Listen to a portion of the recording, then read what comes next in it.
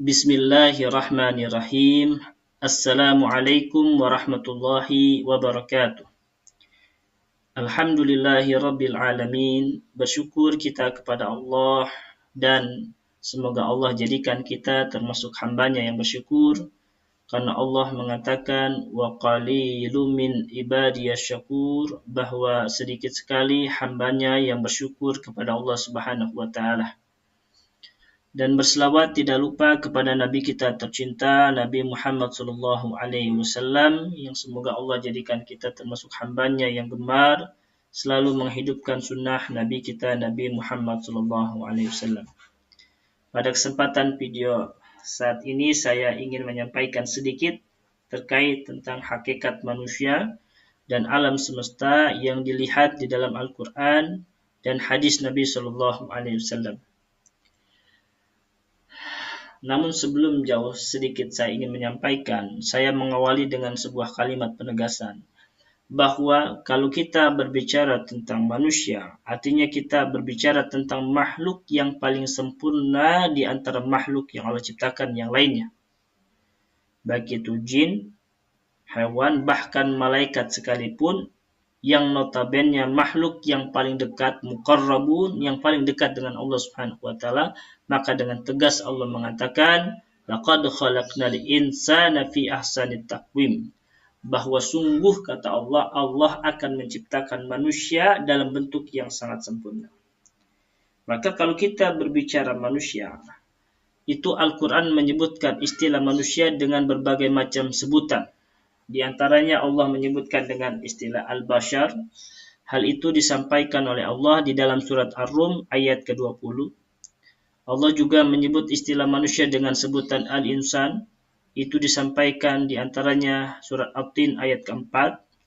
Manusia juga disebutkan dengan istilah an-nas. Hal itu disebutkan di dalam Al-Quran Al-Hujarat ayat ke-13. Manusia juga disebutkan oleh Allah dengan sebutan Bani Adam. Hal itu disampaikan oleh Allah Subhanahu wa taala di dalam surat Al-A'raf ayat ke-31. Namun manusia juga disebutkan oleh Allah dengan sebutan abdun, hamba. Hal itu disampaikan oleh Allah Subhanahu wa taala di dalam surat Sabah. Allah mengatakan, "Inna fi dzalika laayatan likulli 'abdin munib." Allah sebutkan manusia dengan sebutan abdun. Maka kalimat abdun inilah yang saya ingin sedikit menyampaikan. Karena ketika kita berbicara abdun, itu kita berbicara ada muatan kasih sayang yang Allah letakkan kepada manusia tersebut. Karena kalau kita berbicara tentang bashar, al-insan, an-nas, atau Bani Adam, maka masih mencakup keseluruhan, baik itu yang beriman maupun yang tidak beriman kepada Allah Subhanahu wa taala. Tapi kalau kita sudah berbicara abdun, maka di sini ada muatan kasih sayang yang Allah letakkan kepada hamba tersebut. Karena itu Allah sandingkan abdun itu dengan sandingan kalimat Rahman. Sebagaimana Allah katakan di dalam surat Al-Furqan ayat 63, wa ibadu rahmanil ladzina yamsuna 'alal ardi haunan wa idza khatabahumul jahiluna qalu salaman. Bahwa Allah mengatakan hamba Allah yang maha pengasih, hamba Allah yang dikasihi oleh Allah Subhanahu wa taala.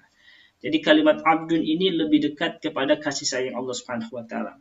Karena itu di dalam hadis qudsi Allah Subhanahu wa taala menyebutkan kalimat abdun, ya ibadi innakum tukhti'una bil-laili wan-nahar wa ana aghfiru junuba jami'an fastaghfiruni aghfir lakum. Ya ibadi kullukum dolun illa man hadaitu fastahduni ahdikum. Ya ibadi innakum tukhti'una bil-laili wan-nahar. Allah sebutkan dengan kalimat abdun, hamba Allah Subhanahu wa taala. Karena ketika kita berbicara abdun, lalu Allah menyandingkan dengan kalimat Ar-Rahman, kasih sayang Allah Subhanahu wa taala, karena hal ini diinginkan oleh Allah Subhanahu wa taala atau sesuai dengan keinginan Allah Subhanahu wa taala, bahwa Allah menciptakan kita sebagai hamba Allah di muka bumi ini tidak lain kecuali hanya untuk beribadah kepada Allah. Jadi kalau ketika kita menjadi hamba Allah yang mau beribadah kepada Allah, maka disitulah letak kasih sayang yang Allah berikan kepada hamba tersebut. Karena Allah Subhanahu wa taala mengatakan, "Wa ma khalaqtul jinna wal insa illa liya'budun." bahwa tidaklah Allah ciptakan jin dan manusia kecuali hanya untuk beribadah. Jadi kalau kita ingin mendapatkan rahmat ataupun kasih sayang Allah Subhanahu wa taala, maka syarat utamanya adalah kita mau menyembah Allah, mau beribadah mengabdi kepada Allah Subhanahu wa taala. Maka di antara tempat ibadah yang Allah berikan kepada kita adalah alam dunia ini.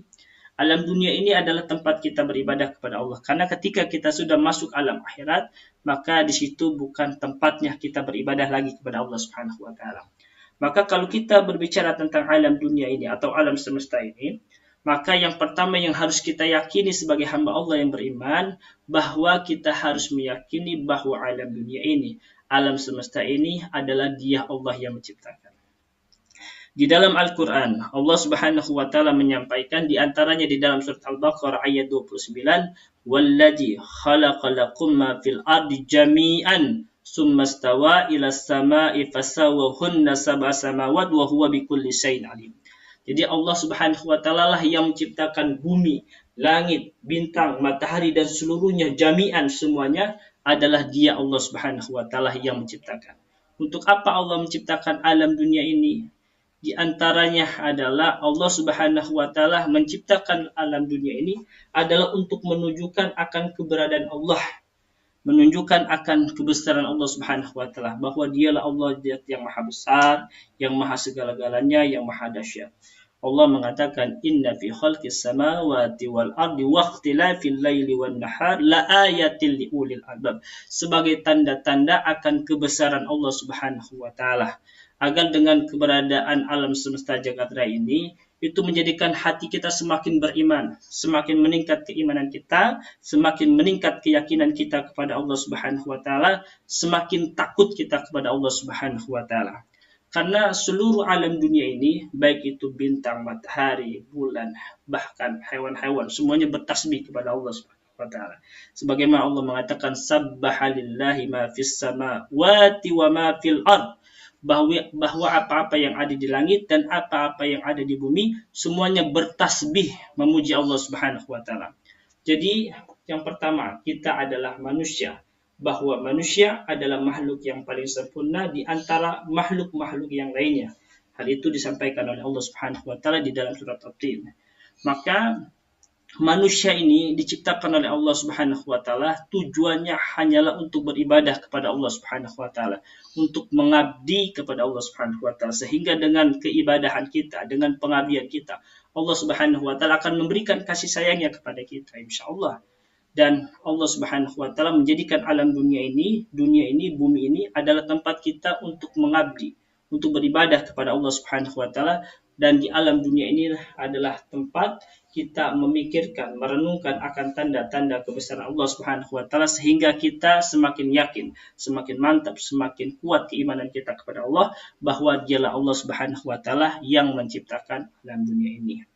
Maka semoga di video singkat ini terkait hakikat manusia dan alam semesta dunia ini, semoga ini bisa sedikit menambah penguatan keimanan dan pengetahuan kita, yang mana kita adalah sebagai manusia yang sempurna, ditugaskan oleh Allah Subhanahu wa Ta'ala untuk beribadah dan merenungkan akan kebesaran Allah Subhanahu wa Ta'ala. Dari saya kurang lebihnya mohon maaf. Assalamualaikum warahmatullahi wabarakatuh.